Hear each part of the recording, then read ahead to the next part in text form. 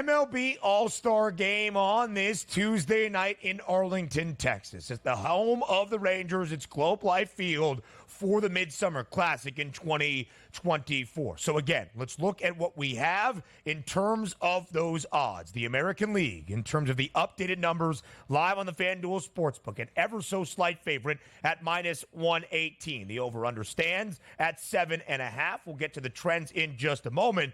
But a small peculiarity, if you will, in terms of the numbers, the American League, the favorite, but the underdog, according to the run line, plus 1.5. If you want to take the run and a half, though, it's minus 205 in terms of that juice. To lay the 1.5 runs, with the visiting team being the NL, it's plus 168.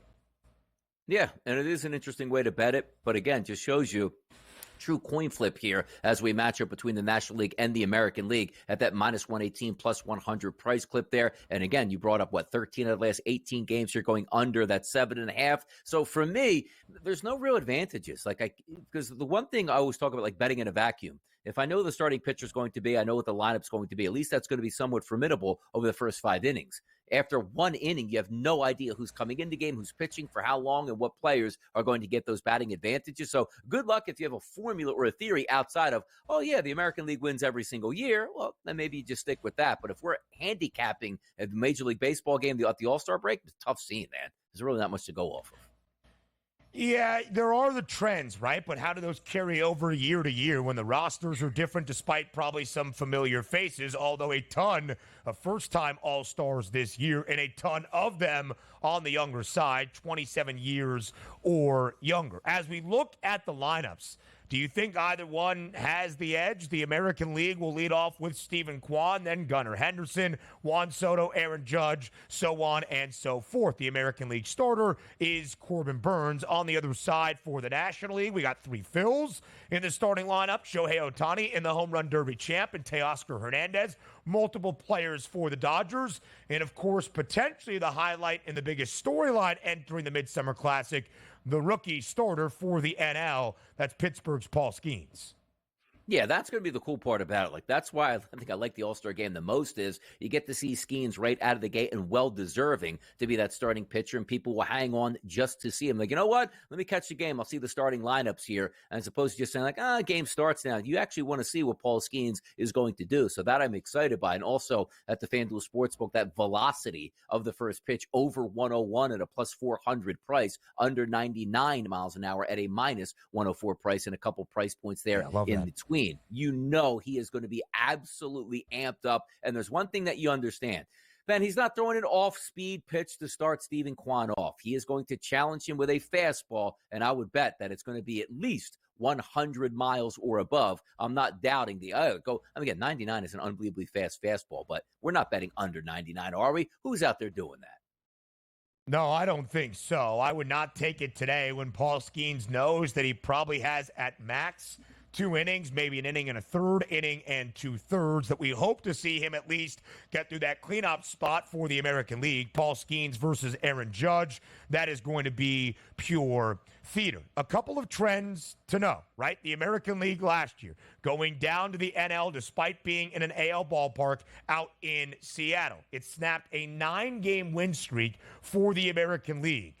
Is it a coincidence? Is it a trend? It's hard to bet against, I guess, from that perspective for what we have seen. But a 9-game win streak for the AL coming to a close last year. 3-2 the final, though, in favor of the National League. 3 of the last 4 Midsummer Classics decided by just a lone run. So they've all been rather competitive, which makes for a fun atmosphere as well. And 7 of the last 10 have featured 7 runs or less, which leads to our total of 7 and a hook. Yes, and that 7 and a hook is interesting because most people say, what, are you kidding me? 7.5-year exhibition game, unbelievable hitters. Yes, we understand that, but the focus is typically very good pitching beats very good hitting on a day-to-day basis. And also keep in mind, it's not as if, and again, Paul Skenes, as I was joking yesterday on the radio, just let him go 7 innings. Like, we would love that as a fan base, but obviously Pittsburgh wouldn't love that, management wouldn't love that, and they would never do it because the design of the All-Star game is everybody wants to get in and participate. So the reason you bring that up is Paul Skenes knows he's got 1 inning to pitch, Ben.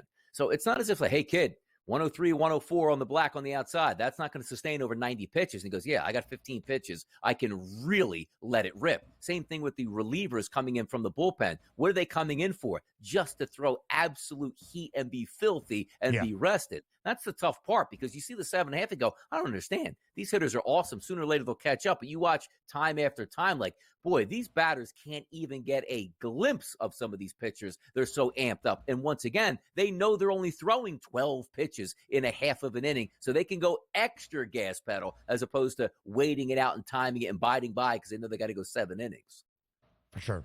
Absolutely so. And Donnie, as we saw yesterday, it wasn't exactly a batter's ballpark, even for BP in a home run derby. You made the point. I think it's pretty sound. I think we can expect that to be the case for the Midsummer Classic. Looking out for the audience in those hot Texas summers, the roof is going to be mostly closed. The AC is going to be bumping in. It's not going to be all that humidity and hot air that helps with offensive numbers, at least unless they make a drastic change from the night of when offense should be first and foremost to when we might give a little bit of credit to those arms on the bump. Now let's talk All-Star Game MVP. By no means are we surprised to see Shohei Ohtani as the favorite at 8-1, plus 950 though for Aaron Judge. I guess what is a little bit surprising, 3 of the 5 best prices from the American League, which would make sense because they are the favorites. If the American League wins, you're not going to see a National League player win the All-Star Game MVP award. At least I would think that is highly unlikely. So Shohei, for the underdog, still the favorite at an 8-1 number, full $1.50 in front of Aaron Judge. Yeah, I guess because you're looking at the starters, right? And you're saying like, well, people, and granted, the managers understand this as well. You come to the All-Star game, yes, everybody wants to play, but who are the superstars that you want to see get multiple at-bats? Is anybody going to be happy with this? Like, hey, Ohtani got up, got 1 at-bat, grounded out, you didn't see him again. No, we want to see him for at least 2 at-bats here. So that's why you're taking a look at some of those superstars up there with the highest numbers. Now, number 1, that's who the people are going to be bet on. Number 2, those guys are unbelievable players, each one of them with legitimate chances to hit home runs, get multiple hits, and multiple RBI. But number 2 is, you know that you're more likely to get multiple at-bats from those top players than you will a reserve coming in for maybe a pinch hit chance at that point. So MVP makes sense. Like if Ohtani gets in the first inning, hits a home run, you could probably just end the game and give him the MVP right there regardless of the way it plays out. Shohei Ohtani, the shortest price at plus 440 to hit a long ball tonight in Arlington. But even that goes to speak about what these pitchers are expected to do. Shohei's number consistently this year, 2-1. Aaron Judge right around that price as well. Judge, 34 home runs, the most in the big. Shohei, the most in the National League, second most in Major League Baseball with 29. They're not expected to go deep necessarily based on what the regular season performances have to say. William Contreras, plus 870, one of the best catchers in all of Major League Baseball for Milwaukee. The Brewers have multiple starters in that National League lineup with Christian Yelich as well. Gunnar Henderson, bad performance last night, only 11 home runs in the opening round, the least of all 8 contestants in the home run derby. Maybe he finds his footing tonight against some more live ball competition and Paul Skenes. Yeah, and again, the one guy that I'm probably trying to avoid just going head-to-head with, like if you say, Donnie, hey, Corbin Burns on the mound, he's a fantastic pitcher, but I don't know if that dissuades me from taking like a Bryce Harper plus 750 number. But guys like, let's just say, Aaron Judge, who probably come up in the first inning against Skenes, and maybe that's one of their 2 at-bats. I don't know if there's going to be a home run technically, even though we did see Shohei Ohtani hit a home run off of Paul Skenes a few starts ago.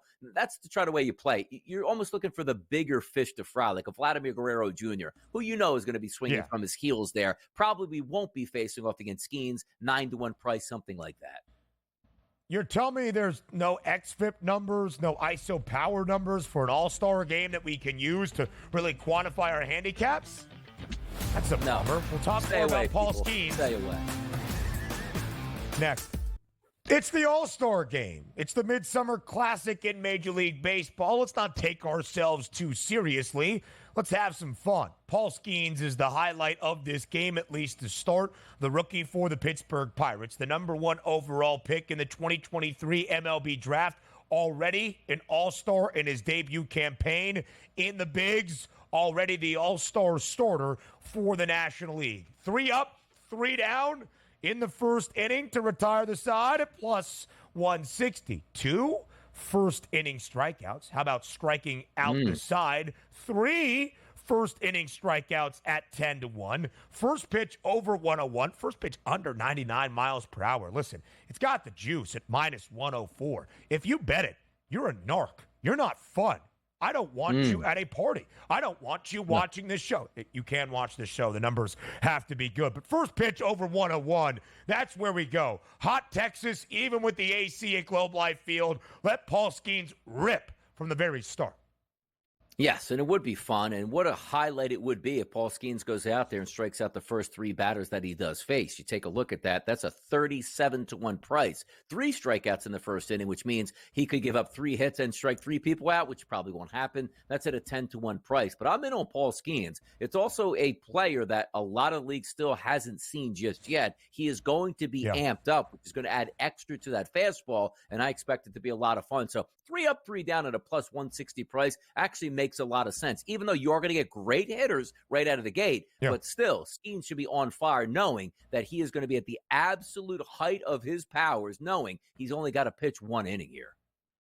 In the 11 starts that Paul Skenes has made, of course, Skenes Day 1 through 11 in the history of Major League Baseball, 9 against the National League, only 2 against the AL. Obviously, that is not breaking news by any matter of the term, but just the 2 starts against the American League, against Tampa and against Detroit. So the guys in New York, Juan Soto, Aaron Judge, Gunnar Henderson, Stephen Kwan at the top of that lineup that Paul Skenes will more than likely certainly face.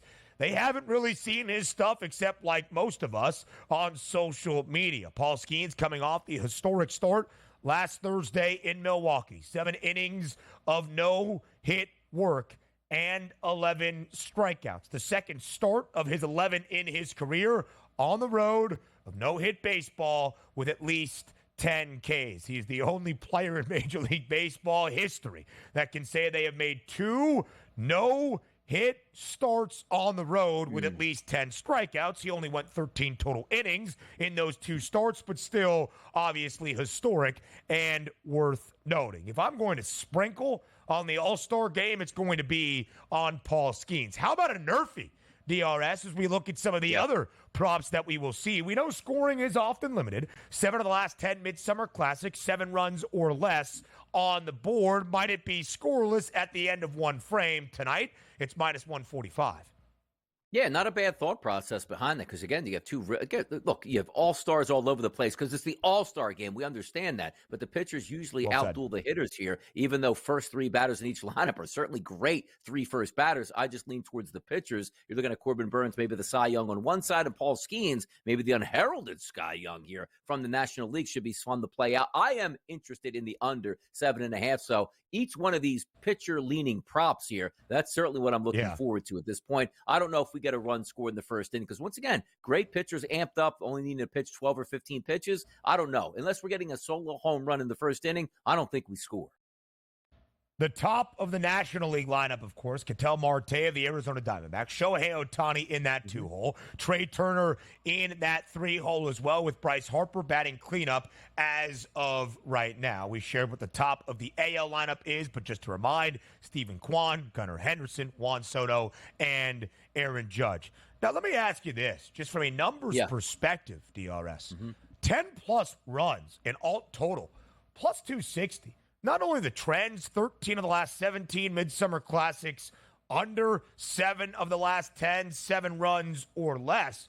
Does it plus 260 seem like too short of a price to see double digits runs scored tonight in Arlington?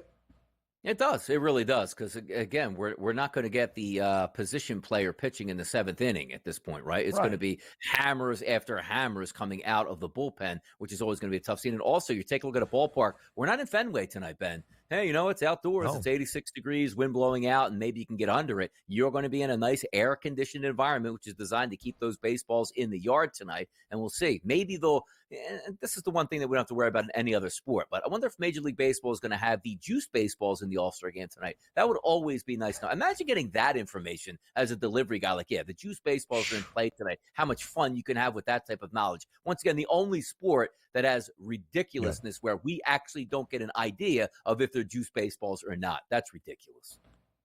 Do you know any delivery guys in Arlington, Texas, or the greater Fort Worth area that maybe could be transporting the van full of those juice baseballs?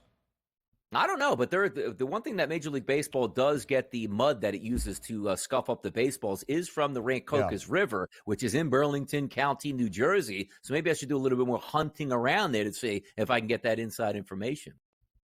We say deep dive often, like we're going to break down a game even further. Donnie Rightside needs to take an actual deep dive of the what river? The Raconca?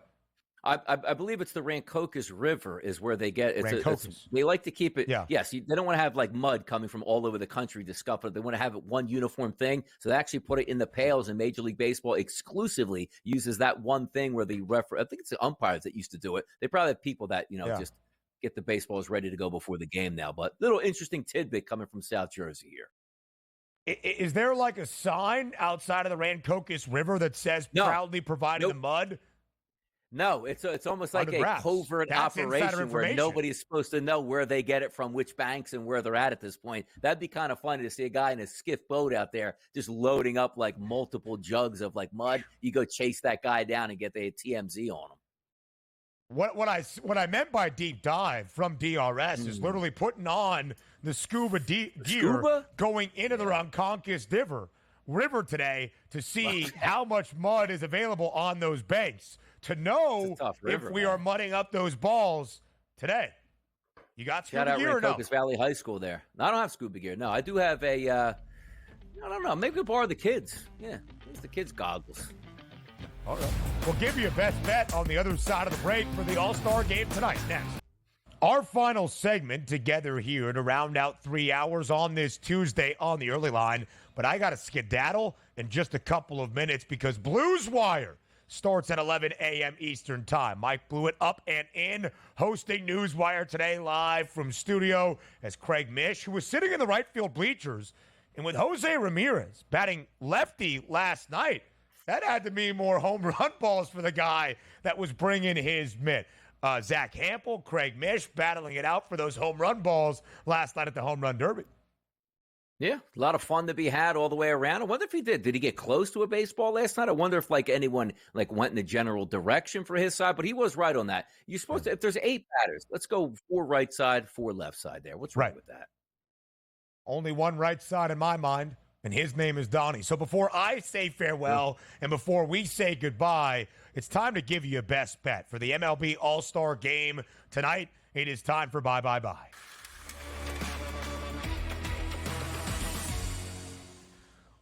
All right, because there's been some confusion in the structure of this final segment in the past, I'm going to give my best bet. I'm going to pass it off to you, DRS. You do whatever you want in the final 3 minutes. I'm going to trust history in the trends tonight. Under 7.5 for the MLB All-Star game. 7 of the last 10 years have featured 7 runs or fewer in that Midsummer Classic. 13 of the last 17 All-Star games have stayed under. The long ball not all that prevalent last night during the Home Run Derby. Maybe it's the roof. Maybe it's the AC. It's not all that hot and humid to have the ball fly out. I trust the pitchers tonight under 7.5. DRS, I'll see you tomorrow at 8 a.m. Eastern time. All right, do we have to say goodbye to you? Do we have to give you like a soliloquy here? Or no, you just pass it dropping out? Pass it off. Don't take it too much. There we go. So we're ready to go. All right, so let me have this little bit of space here. Best bet tonight. And again, if there is a best bet on the All-Star game, it's always going to be Paul Skenes-centric for me. 3 up, 3 down in the first inning at a plus 160 price. That's where I'm going. Now, many of you did watch the Major League Baseball Home Run Derby yesterday, and that's where I want to go. Now, most people know, if they've watched the early line for the past couple months, your boy DRS got some pipes here. And he can sing like, ooh, ooh, ooh. You say, well, why is Donnie Rightside singing here to end this episode? Simple fact, did you watch the All-Star game yesterday for Home Run Derby and Ingrid Andress with that national anthem? You have got to be kidding me here. So we always like checks and balances. How does this happen at a major sporting event? Because quite frankly, 98% of the time, we have really, really good anthem singers. So I'm asking this question now. We saw Carl Lewis in the past have a terrible one. I believe it was at a Nets game. We saw Roseanne Barr have a terrible one here. Those are almost on purpose. I don't think last night that one was on purpose. So I ask the question, sometimes you can have a bad plate appearance at night. Like, hey, man, just wasn't my night. 0 for 3, 3 strikeouts, didn't get it done. A quarterback can have an off performance throwing passes from the pocket. Like, hey, man, that guy's usually really good. My question is, did Ingrid Andress have a bad performance? Or is that indicative of that's the way she does sing? And sometimes we always want to have a redo with some things we do. Should we bring back Ingrid Andress tonight to sing the All-Star Game national anthem before it starts as a redeeming quality? So I thought that was interesting yesterday. And also, if you want me to be the commissioner of sports here, and it always starts with All-Star games, here's what we need to do. Yesterday in a home run derby, right? You saw the players wearing their individual jerseys. We need to get back to that in sports here, where each and every one, like the home team in the All-Star game, they wear their home jerseys individually so you can see which teams they're on, and I think it sticks out more kindly, as opposed to an American League uniform and a National League uniform. We just got to get back to some things that the fans certainly would enjoy. Now, granted, everybody's going to say, well, hey, the jersey sales for the All-Star game have to improve, so that's why you make different jerseys up. They still used to wear those warm-up jerseys and the practice jerseys there all around the All-Star game before they actually put on their uniforms home and away at that point. I just like to see that happen at that point. But the All-Star game tonight is going to be underway, and we are so close, people. Why? Because once that's over, Wednesday is hump day here. It's usually tough to say we can get to Friday, there's a ton of Major League Baseball. There's not a lot going on a Wednesday or Thursday. But once we get to Friday and you can see the light at the end of the tunnel and the Major League Baseball season is back underway and just about every single team is going to be in camp, what a time it's going to be. And I can't wait to see that happen. And some people might be looking forward to the WNBA All-Star game, which is going to take place on Saturday. But the second half of the Major League Baseball season is going to be exciting. And also keep in mind some of those important dates. The end of the month, we're going to have the trade deadline here. Teams are going to make up their final rosters as they get ready to try to win a World Series. It's a good time right now. The All-Star game's tonight. Hopefully we cash in some tickets, and away we go. That'll do it for today's early line episode on a Tuesday. We'll be back on Wednesday, both myself and Ben Stevens. Enjoy the game tonight. Good luck on those wagers.